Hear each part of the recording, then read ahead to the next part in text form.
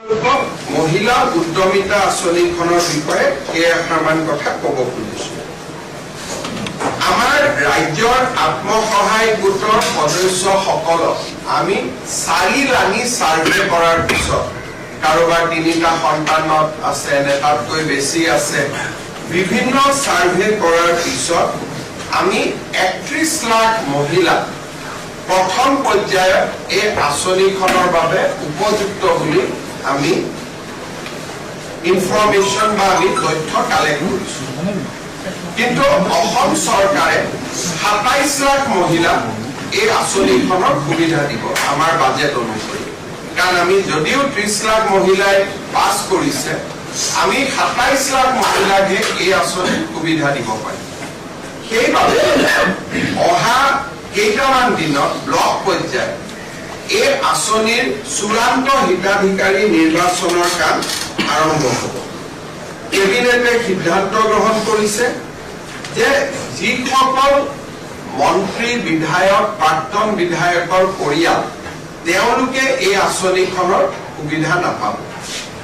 দ্বিতীয়তে যিসকল ৰাজপত্ৰিত বিষয়া gazetted class 1 and class 2 officer তেওঁলোকৰ পৰিয়ালেও এই আঁচনিৰ সুবিধা নাপাব।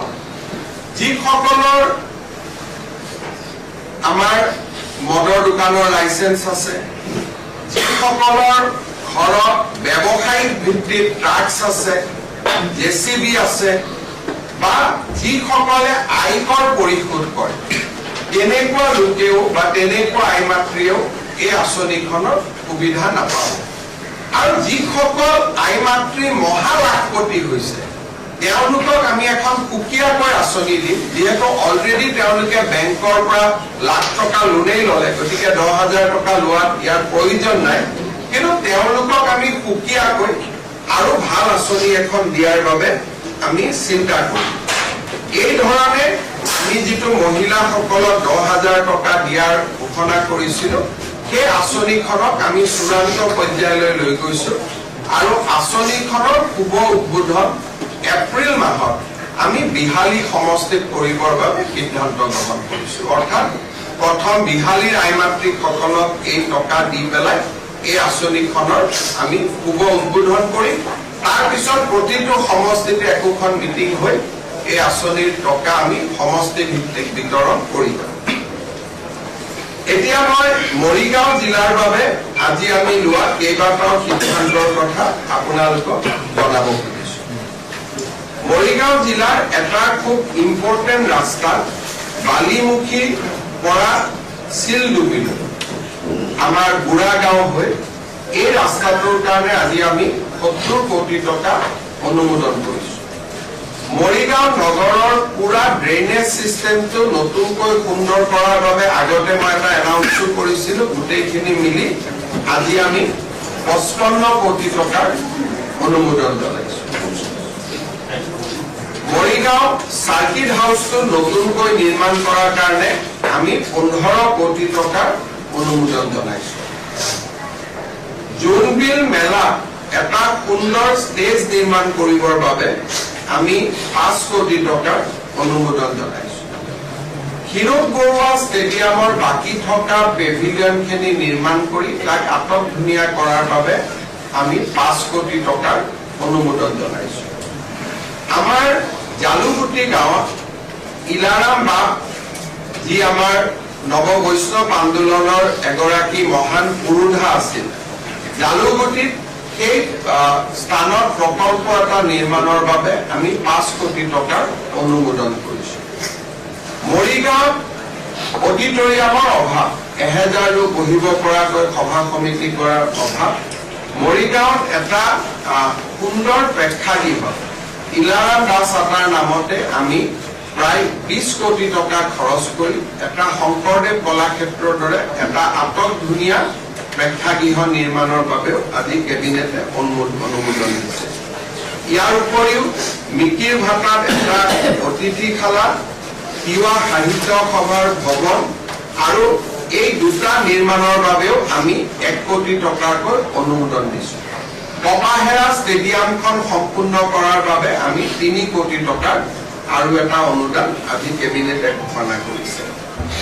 মৰিগাঁৱৰ কেইবাখনো বিদ্যালয়ে ইতিমধ্যে 100টা গৌৰৱ উজ্জ্বল বছৰ পাৰ কৰিছে।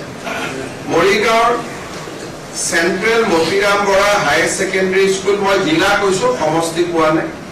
মৰিগাঁৱৰ আজাৰবাগ উচ্চতৰ মাধ্যমিক বিদ্যালয়, হাজাৰবাৰী গড়মাৰী আঞ্চলিক উচ্চ মাধ্যমিক বিদ্যালয়, বিকিৰ ভেটা উচ্চতৰ মাধ্যমিক বিদ্যালয়, চুকদল সৰুবৰী উচ্চতৰ মাধ্যমিক বিদ্যালয়, Morigaon collegiate higher secondary school, Moirabari girls high school, লাহৰীঘাটৰ GRB চৰাইহাগী ছেকেণ্ডাৰী স্কুল আৰু লাহৰীঘাটৰ কলিহামাৰী হাইস্কুলৰ বাবে প্ৰতিখন স্কুলৰ বাবে আমি 8 কোটিকৈ টকা অনুমোদন জনাইছো, যাতে অতি সুন্দৰ একোটা ভৱন আমি নিৰ্মাণ কৰি উলিয়াব পাৰো। ইয়াৰ উপৰিও মৰিগাঁও কলেজ, জাগিৰোড কলেজ, মায়ং আঞ্চলিক college, Ghanakanta Barua college, Burhagaon college, Laharighat college, Charaibahi college আৰু মইৰাবাৰী কলেজ, প্ৰতিখন কলেজলৈ আমি 5 কোটিকৈ টকাৰ অনুমোদন দিছো। মই ভাবো প্ৰায় 270 কোটি টকাতকৈ অধিক মৰিগাঁও জিলাৰ আৰ্থ সামাজিক বিকাশৰ বাবে আমি ব্যয় কৰিব পাৰিম। আমাৰ চলি থকা আঁচনিবিলাকৰ উপৰিও মৰিগাঁও জিলাৰ উন্নয়নৰ কাৰণে এই আঁচনিখিনি আজি আমি ঘোষণা কৰিছো। দীৰ্ঘকালীন ভিত্তিত মৰিগাঁৱত মেডিকেল কলেজখন হৈ যোৱাৰ লগে লগে তাত BSc নাৰ্ছিং কলেজ এখন স্থাপনৰ বাবেও আমি প্ৰচেষ্টা হাতত লওঁ।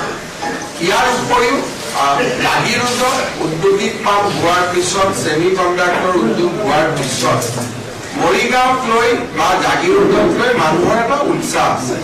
গতিকে আমি মৰিগাঁও জিলাৰ উপায়ুক্তক অনুৰোধ কৰিছো, যদি ৰাইজৰ আপত্তি নাথাকে, মই আকৌ বাৰে বাৰে কৈছো ৰাইজৰ আপত্তি থাকিব নালাগে, ৰাইজৰ যদি আপত্তি নাথাকে মৰিগাঁৱত 1000 বিঘা মাটিৰে আৰু এটা ঔদ্যোগিক পাম্প আমি নিৰ্মাণ কৰিবলৈ আগ্ৰহী। জিলা উপায়ুক্ত মহোদয় ৰাইজৰ লগত কথা বতৰা পাতি কোনো ধৰণৰ জোৰ জুলুম নকৰাকৈ, হুলস্থুল নকৰাকৈ এটা স্থানত বা দুটা স্থানত আমি যাতে 2টা ঔদ্যোগিক পাম্প নিৰ্মাণ কৰিব পাৰো, তাৰ বাবে আমি চেষ্টা কৰিবৰ বাবে সিদ্ধান্ত গ্ৰহণ কৰিছো। আৰু আপোনালোকে গমেই পায় যে 1 ফেব্ৰুৱাৰীত মৰিগাঁও জাগিৰোডৰ ৰাস্তাৰ ওপৰত যিখন দলং আছে, জাগি ভগত গাঁৱৰ দলংখনো শুভ উদ্বোধন কৰা হ'ব। এইখিনি আজি ঘোষণা আছিলে।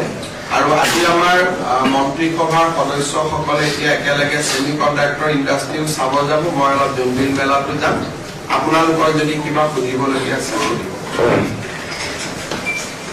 এগ্ৰিকালচাৰ ডেভেলপমেণ্টৰ ক্ষেত্ৰত সুধিব লগা আছে, মানে ইয়াতে এগ্ৰিকালচাৰ ডেভেলপমেণ্টটো যথেষ্ট উন্নত, এগ্ৰিকালচাৰ যথেষ্ট প্ৰডাক্ট আছে। হয়, আমাৰ কৃষি মন্ত্ৰী আছে, আপোনাৰ ইৰিগেশ্যন ডিপাৰ্টমেণ্টে একদমেই বেয়া অৱস্থা। এটা কাম কৰিব, মই কৃষি মন্ত্ৰী মাটি পৰি আছে, কিন্তু কোনো ধৰণৰ ইৰিগেশ্যন ডেভেলপমেণ্ট আজি এতিয়া আৰু মই পৰামৰ্শৰ ফালে যোৱা নাই, কাৰণ মৰিগাঁৱত যথেষ্ট সমস্যা থাকিব।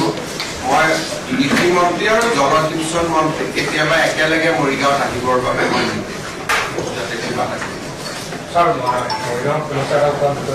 সমস্যাৰ কথা নকব, কাৰণ আমাৰ ইমানেই আছে। গতিকে আজি আৰু ইয়াৰ নতুন সমস্যা ল'ব খোজা নাই। কিবা যদি প্ৰশ্ন আছে প্ৰশ্নখিনি উল্লেখ কৰিলে মই বেলেগ এটা বিষয় জানিব বিচাৰিছো। অকল সৰু প্ৰশ্ন, ৰাহুল গান্ধীয়ে কালি এটা বিশেষ মন্তব্য কৰিছিল আৰু ৰাহুল গান্ধী দেশৰ বিৰুদ্ধে যুঁজাৰ কথা কৈছিলে বিজেপি আৰু RSS। ভাল পৰিৱেশ এটা ৰাহুল গান্ধী নাম শুনিলে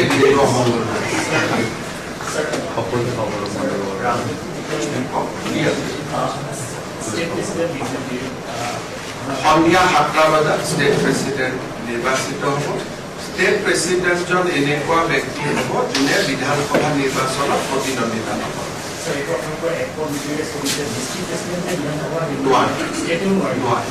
পঞ্চায়ত নিৰ্বাচন সম্পৰ্কে কওক। পঞ্চায়ত ইলেকশ্যন হায়াৰ ছেকেণ্ডেৰী পৰীক্ষা আজি শেষ, অহাকালি পঞ্চায়ত আপোনাৰ নটিফিকেশ্যন দি দিব।